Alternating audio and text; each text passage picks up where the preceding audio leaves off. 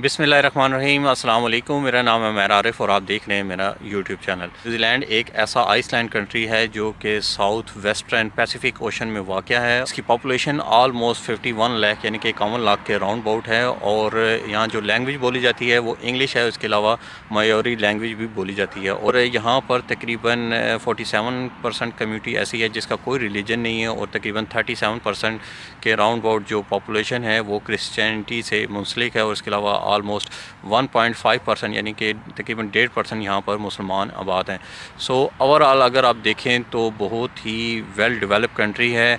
Politically, economically and socially बहुत ही strong country है और लेस पॉपुलेटेड कंट्री है। और जो यहाँ पर जो करेंसी है वो न्यूजीलैंड डॉलर्स है और प्रीवियसली ये कंट्री यूके गवर्नमेंट के अंडर था, लेकिन 1947 में इसको फुल ऑटोनॉमी दे दी गई। आप न्यूजीलैंड कैसे जा सकते हैं, इसमें बहुत सारे ऑप्शन हैं। आप एज ए विजिटर जा सकते हैं, टूरिज़म वीज़े पे जा सकते हैं, या अगर आपका कोई रिलेटिव वहाँ रहता है तो आप उससे स्पॉन्सर लेकर वहाँ का विज़िट कर सकते हैं। वर्क परमिट न्यूजीलैंड का फाइंड कर सकते हैं। आप एज ए स्पाउस जा सकते हैं, आप एज ए स्टूडेंट न्यूजीलैंड जा सकते हैं। न्यूजीलैंड एक ऐसा कंट्री है जो आपको रेजिडेंट बाई इन्वेस्टमेंट प्रोवाइड करता है। सो इसके लिए कुछ रिक्वायरमेंट्स हैं। इसकी तकरीबन आपको 5 मिलियन न्यूजीलैंड डॉलर से लेके 15 मिलियन न्यूजीलैंड डॉलर तक की इन्वेस्टमेंट करनी पड़ती है। वो इन्वेस्टमेंट ऑलमोस्ट 4 ईयर्स के लिए आपको करनी पड़ती है, जो अल्टीमेटली ये इन्वेस्टमेंट आपको सिटीज़नशिप की तरफ ले जाती है। तकरीबन 5 साल के बाद आप सिटीज़नशिप अप्लाई कर सकते हैं और आप अपनी फैमिली को भी लेके जा सकते हैं। और अगर आपके चिल्ड्रन की एज 24 ईयर्स तक है तो आप उन तमाम को अपनी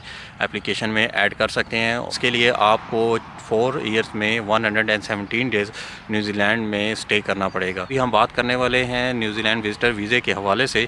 सो कौन कौन से डॉक्यूमेंट्स आपको चाहिए, तो इसके लिए मैं आपको बता दूं, आपके पास जितने भी डॉक्यूमेंट्स हैं वो आपके पास या तो PDF फॉर्मेट में होने चाहिए या फिर आपके पास स्कैनिंग फॉर्मेट में होने चाहिए। आपको तमाम डॉक्यूमेंट्स ऑनलाइन आपको एप्लीकेशन फ़िलअप करनी पड़ेगी और तमाम डॉक्यूमेंट्स वहाँ पर अपलोड करने पड़ेंगे। और आपको अपना पासपोर्ट 6 मंथ वैलिडिटी का चाहिए, पिक्चर्स अपलोड करनी पड़ेंगी और इसके लिए आपको एक अच्छा सा कवर लेटर प्रोवाइड करना पड़ेगा। आप क्या करते हैं उसके बारे में आपने पूरी डिटेल देनी है और आप न्यूजीलैंड में क्या करेंगे जाकर, आपको सारी इन्फॉर्मेशन उस कवर लेटर में आपने बताना है। और इसके अलावा आपको अपना ट्रैवल प्लान प्रोवाइड करना पड़ेगा, ट्रैवल इंश्योरेंस प्रोवाइड करनी पड़ेगी, एयरलाइन रिजर्वेशन प्रोवाइड करनी पड़ेगी और होटल बुकिंग प्रोवाइड करनी पड़ेगी। ये सारी चीज़ें आप इसमें मैच करनी चाहिए। अगर आप बिज़नेसमैन हैं तो अपने बिज़नेस के सारे डॉक्यूमेंट, जिसमें आपका FPR के डॉक्यूमेंट्स हो गए, आपके चैम्बर के डॉक्यूमेंट्स हो गए, या जहाँ भी आपने बिज़नेस अपना रजिस्टर्ड किया है वो सारे डॉक्यूमेंट्स आपको प्रोवाइड करने पड़ेंगे, आपको ये चीज़ें अपलोड करनी पड़ेंगी। इसके अलावा आपको अपनी टैक्स रिटर्न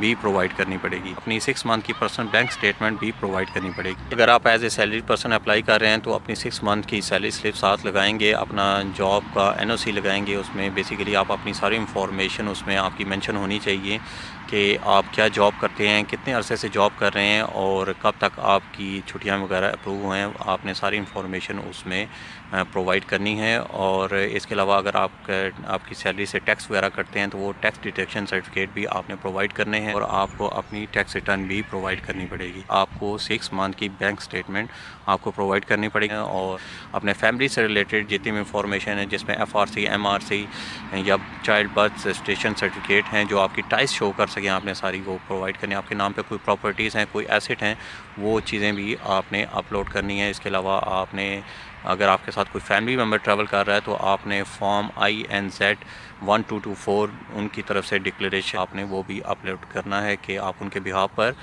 कोई भी इंफॉर्मेशन रिसीव कर सकते हैं, कोई भी इंफॉर्मेशन प्रोवाइड कर सकते हैं। इसके अलावा आपको पुलिस करैक्टर सर्टिफिकेट भी इसके लिए चाहिए, वो भी आपको अपलोड करना पड़ेगा। और जब भी आप न्यूजीलैंड विजिटर वीज़े के लिए फ़र्स्ट टाइम अप्लाई करें, आप सिंगल एंट्री डिमांड करें।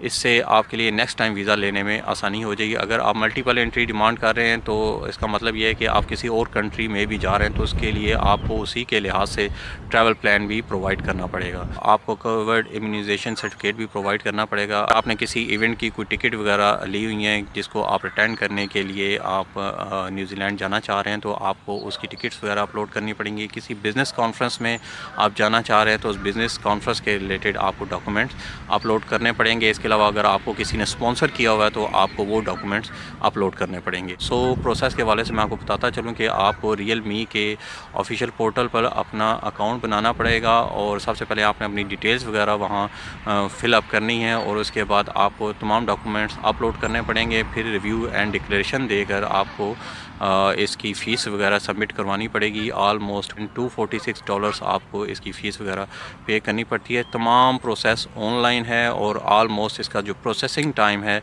वो 53 डेज़ वेबसाइट के ऊपर लिखा हुआ है, लेकिन ऑलमोस्ट 3 to 4 मंथ आपके डिसीजन को लेते हैं। अगर आपने कोई ट्रैवल प्लान देना है तो तकरीबन 4 to 5 मंथ का गैप दे के ट्रैवल प्लान दे, क्योंकि इसके डिसीजन पर टाइम लगता है। फ़ीस वगैरह पे करेंगे तो आपका तमाम स्टेटस आपके ऑनलाइन पोर्टल पर अपडेट होता रहेगा। फर्स्ट आपका जो स्टेटस होगा वो गैदरिंग इन्फॉर्मेशन पे जाएगा, दैन अंडर असेसमेंट पे जाएगा एंड देन आपके केस का डिसीजन होगा, वो अप्रूव भी हो सकता है और वो रिफ्यूज़ भी हो सकता है। तो बायोमेट्रिक के हवाले से मैं आपको बताता चलूँ कि अगर आप यूएई से अप्लाई कर रहे हैं या आप सऊदी अरेबिया से अप्लाई कर रहे हैं या इंडिया से अप्लाई कर रहे हैं या फिर आप पाकिस्तान से अप्लाई कर रहे हैं, इस वक्त बायोमेट्रिक इसके लिए रिक्वायर्ड नहीं होते। बहुत ही कम ऐसी केसेस होते हैं जिनमें बायोमेट्रिक वगैरह आपको देने पड़ते हैं। अगर कोई बायोमेट्रिक के लिए आपको बोला जाता है तो अगर आप पाकिस्तान से अप्लाई कर रहे हैं तो आप VFS ग्लोबल कराची ऑफिस में रब्ता करके आप अपने बायोमेट्रिक के लिए अपॉइंटमेंट बुक कर सकते हैं और वो आपके बिहाफ पर बायोमेट्रिक कलेक्ट करेंगे। अगर आपको ये बोला जाता है कि आप अपना पासपोर्ट सबमिट करवाएं तो आप उनको पासपोर्ट सबमिट करवाएंगे और वो आपके बिहाफ पर न्यूजीलैंड कौंसलेट कराची में आपका पासपोर्ट वगैरह डिलीवर कर देंगे। अगर न्यूजीलैंड इमिग्रेशन को आपको कोई भी इंफॉर्मेशन चाहिए, कोई भी डॉक्यूमेंट चाहिए, तो वो आपके ऑनलाइन पोर्टल पर एक मैसेज भेज देंगे और वो टाइम टू टाइम आप उसको चेक कर सकते हैं और अपनी एप्लीकेशन के मुतालिक तमाम स्टेटस को देख सकते हैं। और अगर आप किसी फैमिली मेम्बर को अपनी एप्लीकेशन में ऐड करना चाहते हैं तो आप इसी ऑनलाइन पोर्टल पर अपनी एप्लीकेशन के साथ उनकी एप्लीकेशन भी ऐड कर सकते हैं, लेकिन इसमें आप एज ए प्राइमरी एप्लीकेंट ही रहेंगे और लेकिन जो आपका फैमिली मेम्बर होगा या जिसने भी आपके साथ ट्रैवल करना है वो सेकेंडरी एप्लीकेंट होंगे। इसके लिए आपको कोई मेडिकल टेस्ट वगैरह भी नहीं करवाना पड़ेगा। ये सारा था इसका प्रोसेस। उम्मीद करता हूँ आपको ये वीडियो अच्छी लगी होगी। इंशाल्लाह मिलते हैं नेक्स्ट वीडियो में। अपना बहुत सारा ख्याल रखें, तब तक के लिए अल्लाह हाफ़िज़।